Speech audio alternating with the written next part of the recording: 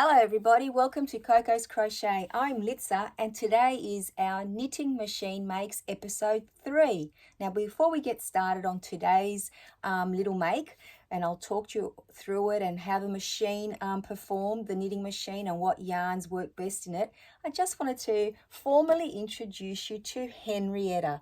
Now, if you remember from episode 2, she joined our little yarny family, and I asked all of you to please give me an idea what we should name her. And I think it was by overwhelming response that her name is Henrietta, which is very fitting, and here she is. And to date, she still hasn't stopped making me smile. So thank you all of you for helping me name her. She is now part of our little yarny family, and I'm going to pop her over there with all her other yarny friends so that she can hang out with us today and see what we've been up to. Now, once again, thank you for joining me. I really do appreciate it. I have had some time, a nice opportunity to play with the smaller Centro machine here. Now, this one here has only got 22 of the needles. So let me just bring them around for you so you can have a little look how it works.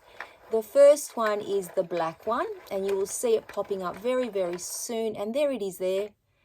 So that's your starting point. Now, I don't have a row counter for this as yet, but I did go at a manageable speed so that I could actually keep up with my rows. So it was very handy to do that. Now, I have to say that this one here, I need to put some Velcro feet, like dots under it and secure it on my desktop, on my tabletop where I work, because it's just all over the place. So it makes it very hard to keep it, controlled without it flying away sometimes. So I just thought I'd mention that if you do have one of these and you haven't popped anything underneath, I highly recommend you do that. I know I have some Velcro dots in here somewhere, so hopefully by the next time I have to use it, I'll actually put them on there and it'll be a much more pleasant journey. But this was quite fun to use. It's really nice to use the smaller machine because the project just goes so quickly.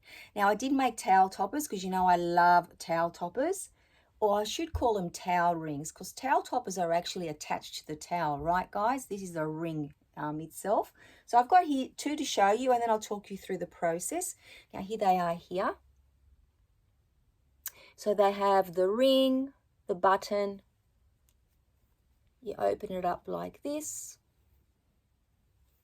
and pop it around there. Of course, you can use any button you wish. It doesn't have to be a wooden one. And I've attached a little Halloween one on that one because, you know, it is coming up. And then I have the other version of it too, which has got the little tassel attached to it. Can you guys see that? Because it's the same color. So again, the same concept. And I've put a little bee kind towel on it. I thought it was very appropriate. Now, I was very surprised with the yarn choice for these. So this one was a DK weight yarn, and this one was a spot saver. So this one, the first one was just this yellow, any acrylic DK or 8-ply yarn. And then the other one is a spot saver, but the printed. So it actually looks more like the weight of it is more of a DK weight. If you can see them side by side, you can tell that they're very similar. So I've given you all the end of the story. Now let's go back to the very beginning, because this was a little bit of an experiment this time round, let me tell you. As you know, I've been crocheting towel rings now for a while, and here's an example here for you. You've seen me show them, you know, many a time, you know, on our podcast, or for market makes, or for, you know, when I do the Mother's Day stalls. So I immediately thought, hey, I'm just going to work with what I always make them with, some Ogo yarn. So I went into my bag of scraps and I pulled this one out because I thought, you know, that's a nice neutral color. I could pretty much use any tea towel that I have. And let me tell you, this little machine here does not like this yarn at all. It's too thick for it for a start, which you wouldn't think that it'd be that much thicker, but it is a bulky weight yarn. So that was a good try on this one to see, a good test. It definitely does not like it. It was the little pins, so the needles were actually getting caught into the yarn there and splitting it, and it was just horrible. So I thought, okay, that's a bulky yarn. What was I thinking? Let's put it away. I've only ever played with my spot saver yarn in the bigger Centro machine. I think it's got 48 pins, needles. or 44, and I thought, oh, brilliant, this is going to be the perfect yarn for it. This is a 10 ply, it's an acrylic. A 10 ply is like a worsted weight or a number 3, I believe. I thought it would be perfect because beanies go through the other one and it works beautifully. So I thought, of course, let's put away the bulky yarn, let's work with what we know. Let me tell you, it was just as bad. Look at this, guys. This is what ended up happening. It was dropping stitches and bunching it all up. I even had a second attempt, and there again, you know, the machine started to jam. When it was cranking, it would get stuck, and I thought, oh, no, we're going to end up breaking this machine. It's not worth, you know, persevering. So I did stop there, even though, look at this, the stitches would have been beautiful. But unfortunately, it didn't like the yarn. I did try to pick up a couple of the stitches with a crochet hook, but unfortunately, as you can see there, when it was dropping them, there was no hope. And then it would bunch up, as I said. So I was very surprised and a little bit disappointed that my spot saver wasn't going through it. So then I thought, well, it must need like a thinner yarn. So I went to the 8 ply and it did a beautiful job of it. And I immediately thought, well, if I'm going to do one that's a variegated one in the spot saver, it would have to be, like I said, the printed yarns, because it is a thinner yarn. But here it is here, guys. It does actually look beautiful. And this is 35 rows. So let me unclip it here so you can actually see it. There we go. So there's 35 rows in total. And then you simply attach it to the what is that? The ring, the wooden ring. And of course, attach a little button. I use the beads here that I've got here, the larger ones. And then off you go. Now, the wooden ring that I use all the time when I make my towel rings is a 7 centimeter or 70 millimeter, in case you're wondering. And the bead is this one here. Now, I have got an example to show you if you're interested to see what the process looks like. Because, you know, it doesn't take very long to make these, as long as you find the right yarn. That's why if you have one of these little ones, an 8 ply, I think would be as high as you would go. But of course, I wanted to also experiment while we're talking about experimenting with yarn before I show you the process. I thought, oh, I'd love to make them using cotton. And then I got this cotton here, which is the XL. Again, not thinking, it's not that thick really, but unfortunately, look at that yarn there. Can you see how many fibers are like twisted together to make the yarn? And this yarn immediately got caught into the needles. So there was no way this was going through. I actually pulled it off pretty much after 5 rows. I thought, no way am I going to persevere with that. But I still wanted to try to use a cotton yarn, because I thought, you know, it'd be nice to be able to do that. So I pulled out the Flinders cotton that I have here. Now this is a very, very thin 8 ply, and I'll show you the example. And I also pulled out the Hobie 88, which is a nicer thickness of cotton yarn, as you can see there. And let me put it together with this one so you can see the difference. It's not huge, but you can definitely see that the Hobie one is a thicker one. So I immediately thought, let's run this through and see what happens. Well, it didn't mind the cotton going through it at all, but it turned out to be quite thin. So that's when I put the Flinders, this cotton here, through on its own. And then you can see, and if only you could feel the difference. That's the Hobie one there.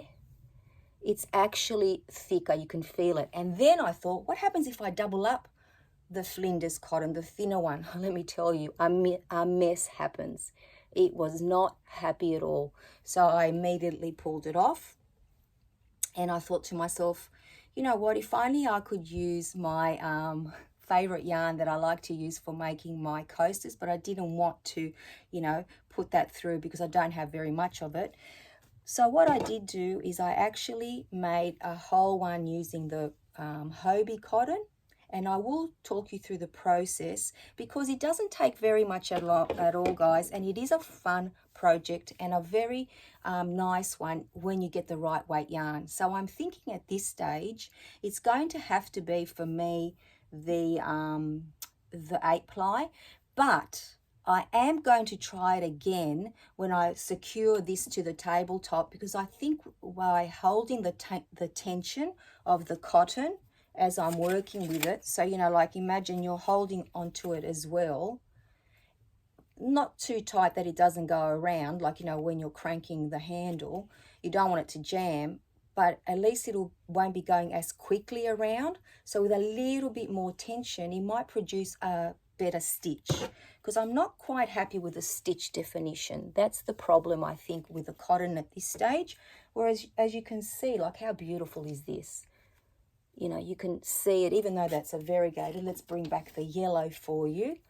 You can definitely see that it's just so much prettier. But the cotton would be awesome as well, right?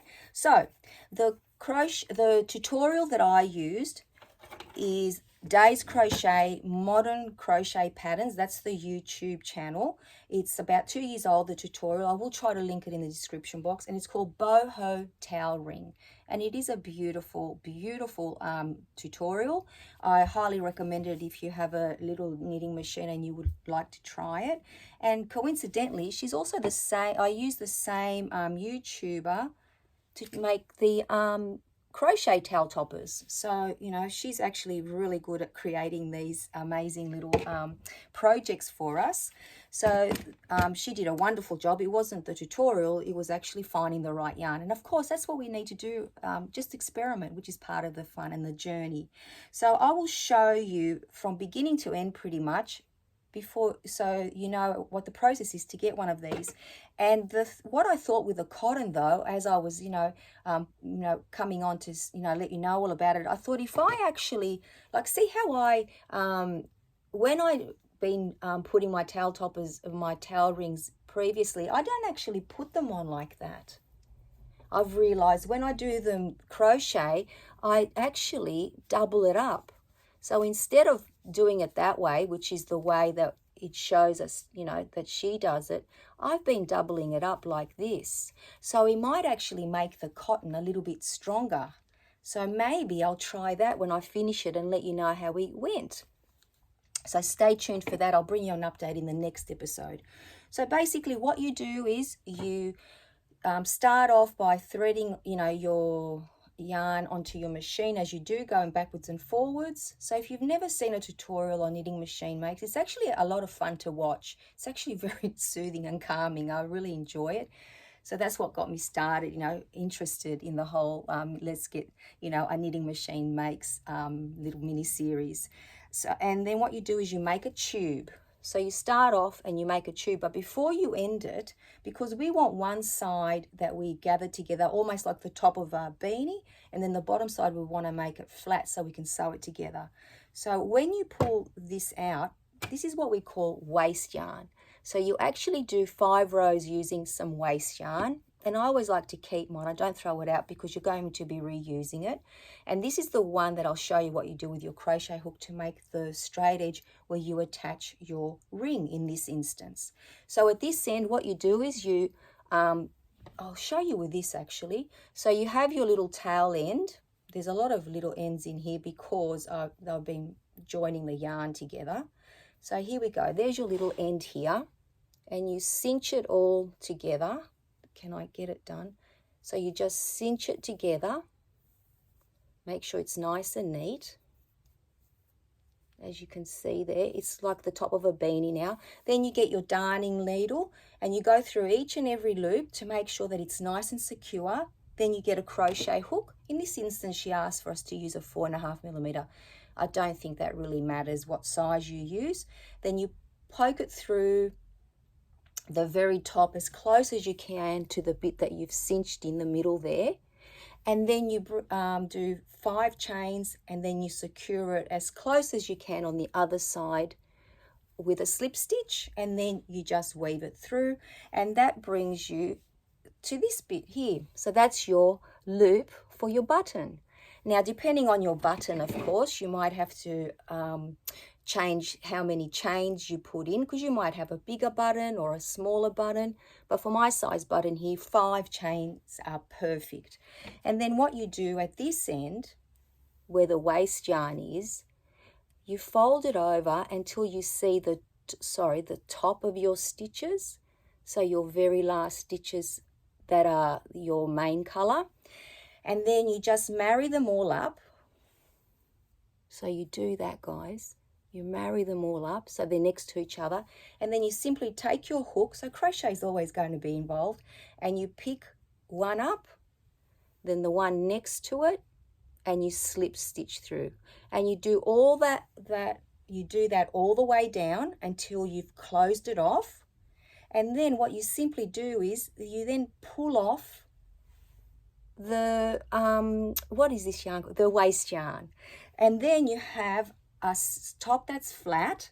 And when that happens, so you'll have it looking like that, you'll have your tail that you've left, and you will single crochet around your ring as you would normally if you were just crocheting your tail a ring like I did before. And when you've attached it all the way around, again you slip stitch to make sure that it's nice and secure at the other end. So imagine how, we've added it and it's like that, but that isn't going to be your material there. That's your actual chains, your single crochets, apologies. And then all you have to do, and you don't need to make a tassel, but it does add a nice finishing touch, you put your button at any point that you wish to close it. So I followed the tutorial pretty much exactly for the first time round. Now, if you wanted to put it further down, of course you can. And let's have a little look with this one, what it's going to look like if we put the towel ring the way I usually do. So if we put it around this way, I've got to work out which way to do it because I've got to make sure that the button is on the right side. Okay, so if we do this, which is what I normally do, so imagine we don't have the tassel, see how much shorter that is? And imagine there's no tassel there because it looks silly. With the cotton one, it would actually make it even stronger. So I don't see why you couldn't double it up the way that I do with these anyway. So I'm just suggesting that if that's what you prefer to do, because I certainly have been, and I didn't even realize that when I was putting them in backwards, I'm guessing. There you go. So that is a similar version to that. So the knitted and crochet version look very, very much alike. But let me tell you, this project is very, very quick. So if you, like I said, oh my God, how cute is that little tassel? Oh my gosh, I'm like a goldfish. So if it's something that interests you, I would definitely be making them very quick and easy. I think I'm going to do a mixture this year for my towels for Christmas gifts. I might do some crocheted and some knitted. And I think that'll be a really nice variety to have and, to add to my repertoire. Now, as always, our friend Thea has been very busy and she has made some amazing pieces for me to show you. She puts me to shame, I tell you, this woman, and thank you so much, Thea, for always contributing. It makes this episode even more fun for everyone. So, Thea shows us here that she actually made a cot blanket. Oh my goodness. So she did panels or tubes, she says, and she just sewed them all together, and she did use 8-ply yarn, and the yarn that she used here is Vintage Panda 8-ply acrylic yarn for the green down here. She made some tubes and she mattress stitched them together. I just love that. And then she crocheted a border all the way around, and look what else she made. She crocheted a little, so this is crocheted, a little mermaid to go with this beautiful little baby blanket. I absolutely love that, Thea. And she got a little bit busy with her beanies and a little bit creative because she made a Deadpool one. How cool is that? It's just her own pattern and design. And then I love this. So this guy is the King Roy Peanut Man, and it's a design by Thea, and he's a mascot for one of their local festivals, like a big peanut festival. He actually turned out super cute. And look at these guys. These are from these 3 Sheep Co. So these little pugs, Thea made them, and you can see they've got felt eyes. I'll bring them up closer. Can you see them? They're absolutely adorable, and that's where she got the pattern. And 3 Magic Sheep Co. She got a pattern for some sloths. And again, she's used her Velcro eyes, not Velcro, felt eyes. And look at this little guy. So this is Express Knitters on Etsy. That's where she got the pattern for this little bird. Isn't he adorable? And this is what he looks like on the side. And then look at this beautiful bee. 3 Magic Sheep Co. on Etsy. Oh my goodness. So cute, right? And there's the back with the wings. So that's it, guys. I hope you've enjoyed today's episode. I certainly have enjoyed bringing it to you. I have to say that this little machine is going to add to my repertoire of fun makes. I'm looking forward to bringing some more to you. I thought it was time we used the little one because I just kept giving all my attention to the larger one. So I just thought, no, it was time to bring something with this. Again, the towel toppers. Is that something that you would enjoy making? And if you do have a machine, knitting machine, have you already tried them? I might try different buttons next time too, because I have just stuck to the wooden ones, right? Although I do have quite a few wooden beads, so I think I should be okay to be going with those for a while. So that's it, guys. I'm going to experiment a little bit more with the cotton, see how we go. I might find something that is readily available that I know won't run out, as in, you know, be discontinued, and maybe experiment with that as well. Because, you know, that's part of the fun with this, I think. Even though it's frustrating at the time, working out which yarn to use, now I definitely know this little guy here, this little machine here, only likes an 8-ply and not a splitty one at that. So, thank you so much once again for joining me. I hope you've enjoyed this episode. I certainly have. And until next time, take care, everybody. Bye-bye for now.